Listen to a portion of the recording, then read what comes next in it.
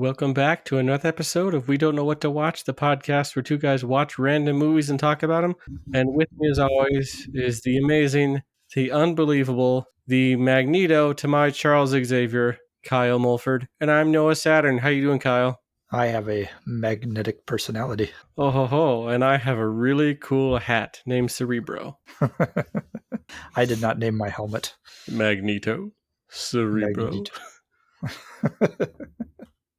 I'm doing good. How are you? I'm doing well, and just like in the X-Men, I lead a team of mutants that are good guys, and you lead the Brotherhood of Evil. And then until you decide to become a good guy, and then a bad guy, and then a good guy. I'm very conflicted. Aren't we all? That's life. So this is one of our mini episodes, sometimes maxi episodes, where we talk about what we've been watching. So Kyle, I must ask that ever so important question to you. What you watching? Oh, I watched a few good things actually this time. I'm gonna start off with Elf, Buddy the Elf. What's your favorite color? Watched this with the family the other day, and I probably talked about this before because we watch this every Christmas. So Will Ferrell is one I've always said I like him in small doses. Most of his movies where he's the lead or the co-lead, I can't stand, but Elf, I absolutely love. I do love Old School as well. Okay, so that's the other one. But he kind of shares the lead with like two other people in there. So, but no, Elf is a great Christmas movie, and it got into our rotation with our kids. We've gone to see the stage musical before at the local theater here, and it's a fun one we like to revisit. So, then from 2008, I watched Rambo. Nice. So this is Rambo 4. Yes, the fourth installment of the Rambo series. This one was kind of fun because it went back to it's Rambo going back to the jungle. He got out of Afghanistan. Now he's back in the jungle, and there's some people trying to take help to this tribe or whatever. And there's there's a group of rebels they're trying to take help to, and then people get blowed up, and he has to go save these Americans, and lots of other stuff gets blown up. And this one introduces CGI blood, so it's like very fake, but boy, do they like go all out with the blood in this one. Nice. It's pretty crazy. This one was I put this on par with Rambo 2, and like just the enjoyment of just another Rambo goes into the jungle and just blows shit up movie. Yeah, the only one with, I guess, the real, I argue, thematic weight or emotional weight is the first one. Yeah, that is the I would say that is the film of the series. The rest of them are movies. Yes, because that was the only one based on a book. Yeah, right. Because he dies in the book, doesn't he? He dies in the book, and then he also dies in the alternate ending. That's true, because they were going to have him die in the movie originally, but you can't have that because then you can't have sequels. That's true. Instead, we just gotten Cobra 4. Hey, I'd go for that. Marion Cobretti. Oh, and then to follow that up, I finished off the series with the 2019 film Rambo: Last Blood. Although we know how it always goes with the final chapter. Exactly. It's Friday the 13th. Really the last blood. The final chapter.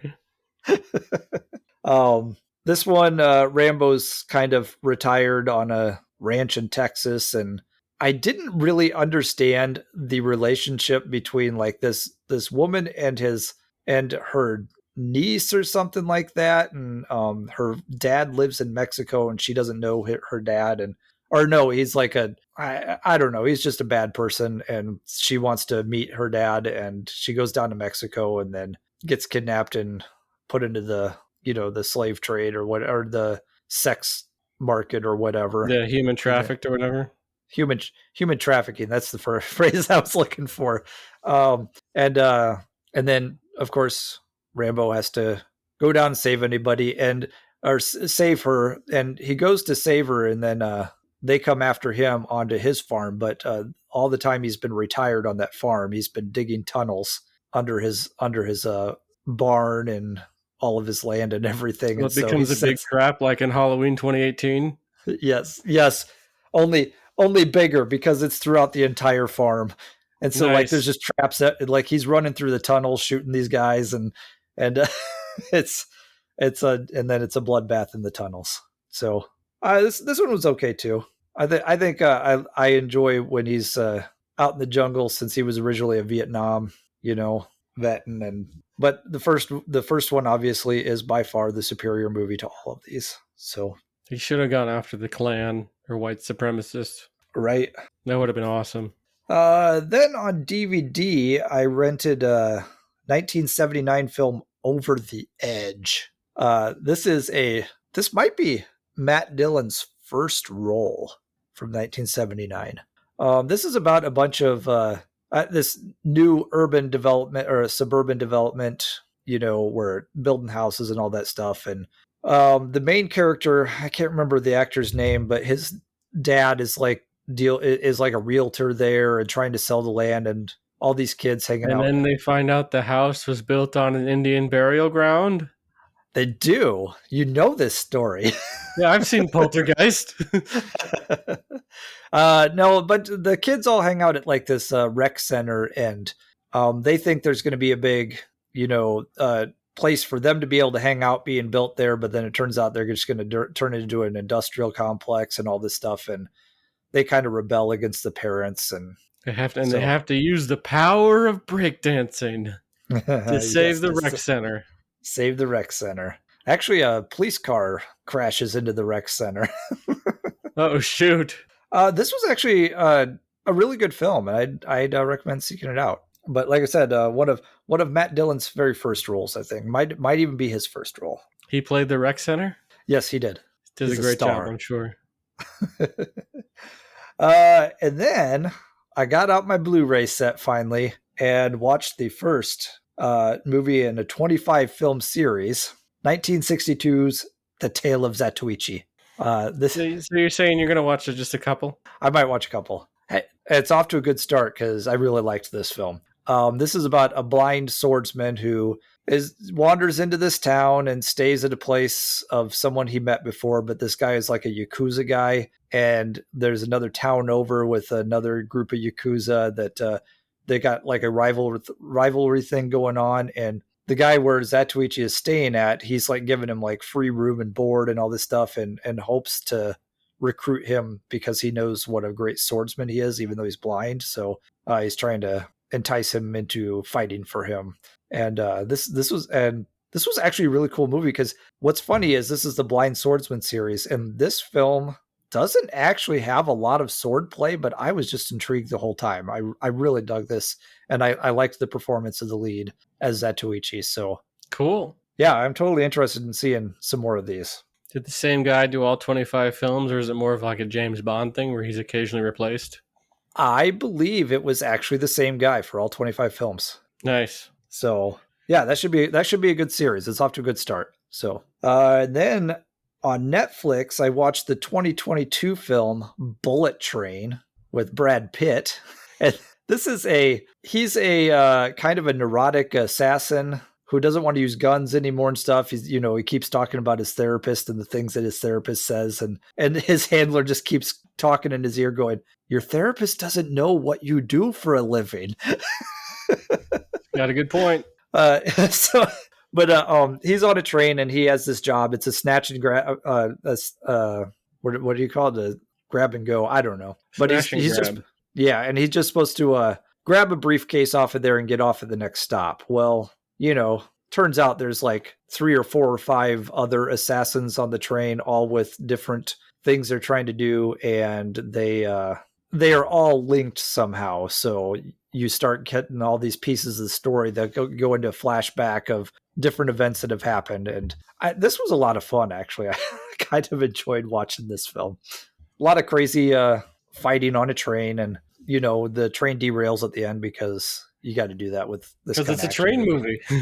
Yes. No, I really enjoyed this. A bunch of assassins on a train. Nice. And then following up a bunch of assassins on a train, I followed that up with the 2021 film Cop Shop. A bunch of killers on a plane. A bunch of assassins in a police station. Oh, I was hoping it was going to be Money Plane. No, this is a Joe Carnahan movie. I think you're either a fan of him or you're not. I am a fan of Joe Carnahan. He did The Gray. He did The A-Team, which I love that movie so much. And there was another one called Stretch that he did. So he's done some interesting films. And this one was kind of just wasn't my favorite of his movies, but it was still kind of fun. Frank Grillo comes into town in this small Nevada town, drives in a bullet-riddled car and comes into town and sucker punches a cop so that he can be put in jail. Well, it turns out he's running from someone. He wants to hide, and well, the person chasing him is Gerard Butler, and Gerard Butler comes in and does something to get himself put in the cell next to him. So, and then you have another killer come into the station, and then there's police on the inside that like some good, some bad. There's crazy stuff going on, and it's basically just that I don't think the story matters in this one that much. It's one of those that's just kind of fun one to watch. Nice. A bunch of shootouts in a police station. So I'd recommend that one as just kind of a fun action movie. Yeah, I feel like Frank Grillo would be a lot bigger. I guess I wish he was a bigger star. I do too, because I liked him in this, and I like him as Crossbones in the Marvel universe, and I loved that movie Boss Level. I thought that was great. Yeah, I feel like he should just be, he's like an 80s action movie star without a franchise. He is. I hope that he gets his really big break someday. True. And then on DVD, I watched a 2022 film called Vengeance. This was an interesting movie, written and directorial debut by B.J. Novak, which I think most people know from Office. Yeah. Or The Office. I never really watched that show, but I recognize his face. So I think I recognize him from the show, even though I didn't watch it, maybe a few episodes. This is about a guy who wants to be a podcaster, and he's trying to find a story. And then he's kind of a guy who lives in New York and lives a life of, I'm just going to date everybody and then leave them, just, not get into a serious relationship or anything. But then he gets a call from someone in Texas and says, hey, your girlfriend passed away. And it was a girl that he went out with just a couple of times. And yet when she passed away, they found his name in her phone, and they all thought that he was her actual boyfriend. And so he goes down for the funeral, and then the dead girl's brother says, I think she's been murdered. And so then you get he stays there because this is his big story for his podcast, and he's just like, well, it's going to be that she wasn't really murdered, but the story is that these people think she was murdered even though she wasn't. But there's a lot of twists and turns. Or was she? And there's a lot of twists and turns and a lot of interesting characters, and it had a lot of interesting things to say too. And I really like this one. Another one I would tell people to seek out. It was a really good directorial debut from BJ Novak. Nice. And then another 2022 film I rented on Blu-ray from the library called Beast. Idris Elba punches a lion in the face. That's all you need to know. Oh yeah, I remember seeing trailers for this one. I like this one. It was a good thriller. It was, Idris Elba and his two daughters go to Africa, where his wife was originally from. She died of cancer. He's trying to reconnect with his daughters, and they meet his old friend Charlton Copley. I can never say his name. Speaking of A-Team. Nice.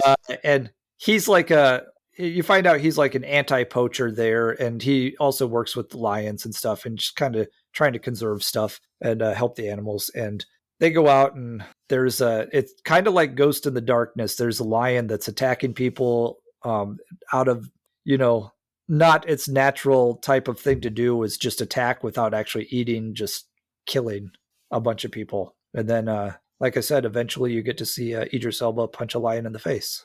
It's what we always dreamed of. And it's a good movie. I liked it. More movies should have lions being punched in the face. Right? Or punching a camel in the face. Or lions punching people in the face. Right? You had Arnold come in and punch a camel in the face. Exactly. Then finally, in preparation for our next episode that we're going to record, John Wick 2, I watched John Wick.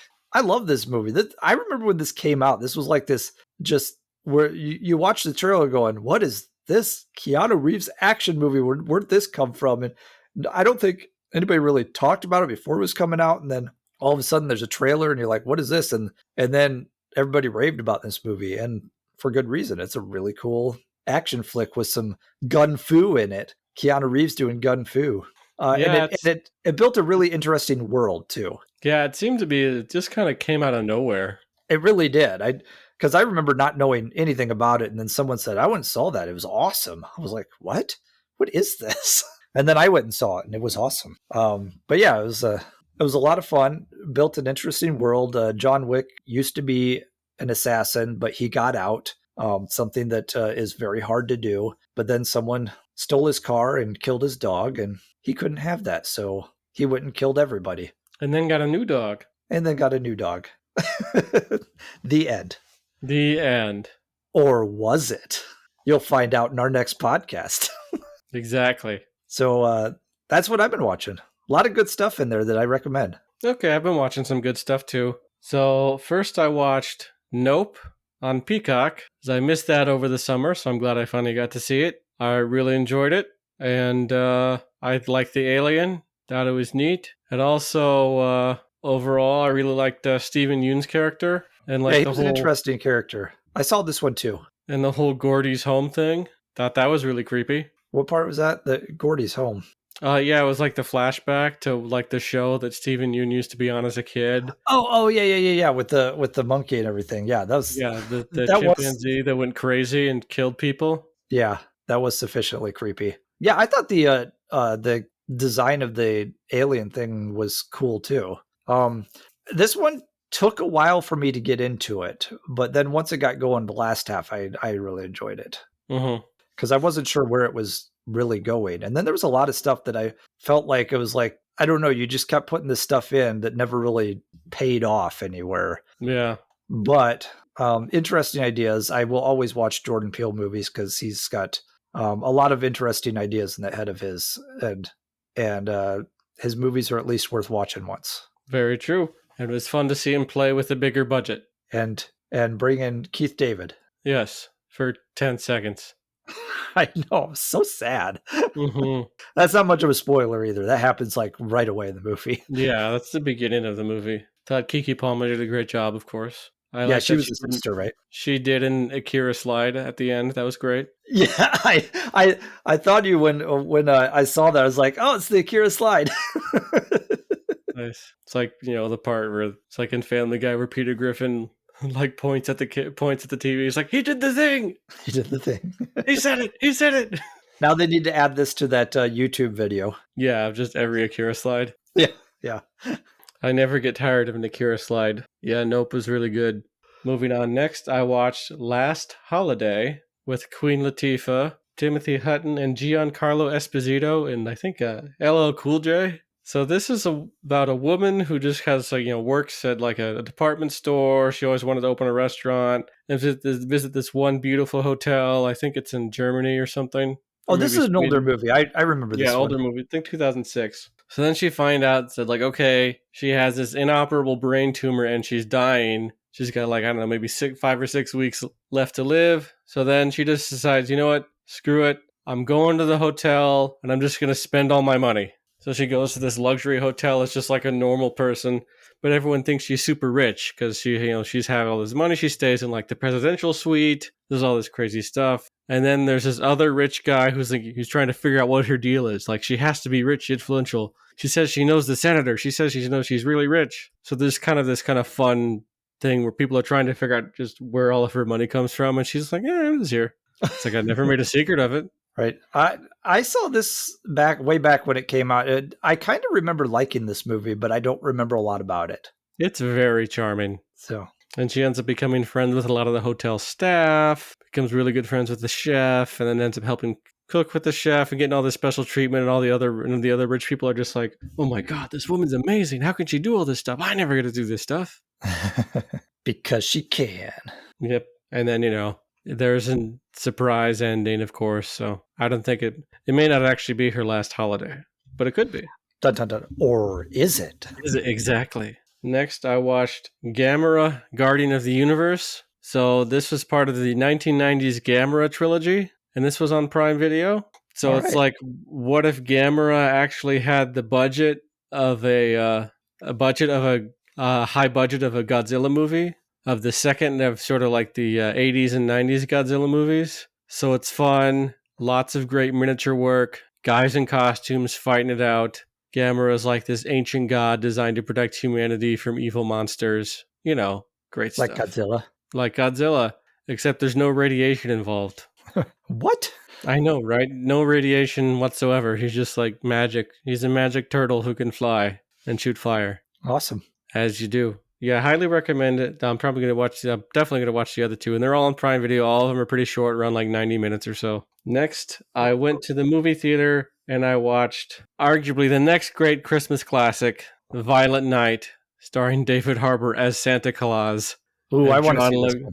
John Leguizamo as the bad guy. So yes, this is basically what if Die Hard with the actual Santa. It makes it very clear that this is the actual Santa from the beginning Awesome. of the film. So the story is that so this is kind of like Santa's not doing so great. He thinks it might be his last Christmas. He's drinking a bunch. It's like it opens with Santa just at a bar, and then when he's done drinking, then he goes back up to the roof, gets to the reindeer, and then he pukes, and ends up the puke lands on the bartender because the bartender was following him out. So he's doing his thing. He's going to house to house, putting up gifts, just not really feeling it. Then the other story is about this super rich woman and her family coming together. And there's this little girl named Trudy, and her parents, like her dad is the son of the rich lady, and then her mom they're having a hard time. They might be separated, but not quite divorced. But all she wants for Christmas is for them to get back together. But then because this woman is super rich, she becomes a target for bad guys who think that there's $300 million somewhere in a secret vault on the property. And it's like this big mansion with a lot of land around it as well, so it's pretty isolated. And and everyone has like these fun nicknames. One is like a peppermint, like ginger snap or gingerbread, and then one is like Krampus. And then John Leguizamo is the mastermind behind this scheme. His code name is Mr. Scrooge because of course it is. Of course it is. So then the little girl gets like a walkie-talkie from her dad saying, "Now this is a magic walkie-talkie because you can talk straight to Santa. He's pretty busy, so he may not respond, but he's always listening." So then Santa ends up sort of going to this house, and he comes in because it's a huge mansion, so they're all on the first floor. He's on the second floor, he's on the second floor, with milk and cookies, and he's like, "Ooh, homemade cookies." And then the milk is like, "Ugh, skim." So then, he finds out there's like a bar in this room, so he's like, "Ooh," he gets like some really old-fashioned brandy. Then he sits in like this one of those vibrating easy chairs, and he falls asleep and then doesn't wake up until the bad guy shows up. Bad guy goes in this room. There's a fight. Bullets fly. Spooks the reindeer. So now Santa's stuck there in this house with a bunch of bad guys. So now to help this little girl, Santa's got to kick some ass. Sounds great. And I just be warned, this movie is very gory and very bloody. Like at one point, Santa stabs a guy. Santa's in this big fight scene in a game room, hits someone with pool table stuff and pool cue. But he ends up killing a guy because he stabs him with a tree topper star, and then he plugs it into the wall, and then then the guy's head starts on fire. People get impaled. There's one scene. So in the theater, there's one scene involved where he's fighting a bunch of bad guys or whatever. And then he turns on a snowblower. And then there's oh, I know where this is going. So then one person in the theater said no. And I audibly said yes. And then they said no. And I said yes. I want to see this one now. It is extremely gory. It is a lot of dark humor. But also it is genuinely heartwarming because reminds Santa that his job does matter as long as there's kids like Trudy out there who truly believe and who truly care and want to be good people. Oh, so a good kids movie with a good message. Yes, not for kids, definitely not for kids. But there is a lot of sour, but there's a little sweetness at the end too. So definitely, it's like drinking a hard whiskey, but then having a candy cane afterwards. Nice. And lastly, this was a Western I found on the Criterion channel. There's a series there called Snow Westerns, and it's kind of what it says on the tin. Westerns that take place in the snow. So this one was called The Secret at Convict Lake. And what was it? So it was basically a group of prisoners escape a prison by going over a mountain. And then they find kind of like this small town. They think that there's got to be money hidden somewhere that they originally stole. And it turns out, all the men have gone to like a mining operation. So it's just all the women are there. So then there's a bunch of prisoners in this village with women. So then they start to slowly sort of work out this weird relationship where the men are allowed to stay in one cabin altogether. And then they end up helping the women because, like, at one point the barn starts on fire, so the men help get all the animals out. But we find out why one of them came to this town specifically, because he means to kill the man who put him in jail for the wrong reason. And of course, the man happens to be the one of so a girl loves him. The woman, the man she's actually engaged to is, of course, the guy who wants to kill. Of course. Yes. So yeah, solid Western. Really, you don't see as many winter Westerns. Still pretty beautiful, well made, highly recommended. Cool. So that's all I had. What do you think you're going to watch next? Well, I think that I'm going to have to go with a John Wick 3 Parabellum. True. To finish off the trilogy, since the John Wick 4 is coming out next year. John Wick 4 Uvula, I assume. Yes. So yeah, I think John Wick 3 is on the horizon for me. Yes, I like John Wick 3 a lot. So that one has Halle Berry and good dogs. Good dog. Yes. So what about you? For me, definitely going to sit down and just watch Guillermo del Toro's Pinocchio. Oh yeah, I want to see that too. That That's one on finally Netflix, hit Netflix, right? and just the screenshots and it looks just gorgeous from a design perspective. I've heard amazing things about it. Yeah, that looks pretty awesome. So I'm gonna have to check that one out too. And it's stop motion animation, and I'm a sucker for stop motion animation. Oh yes. Yep. So until then, I guess you could probably find us on social media. Kyle, where can we find you? I am on Twitter at AwesomeKM. And I'm on Twitter at Noah_Saturn. That is spelled SATERN. And we're on Instagram at We Don't Know What to Watch. And you can email us, we don't know what to watch at gmail.com. And until next time, keep watching. And watch out for snowblowers.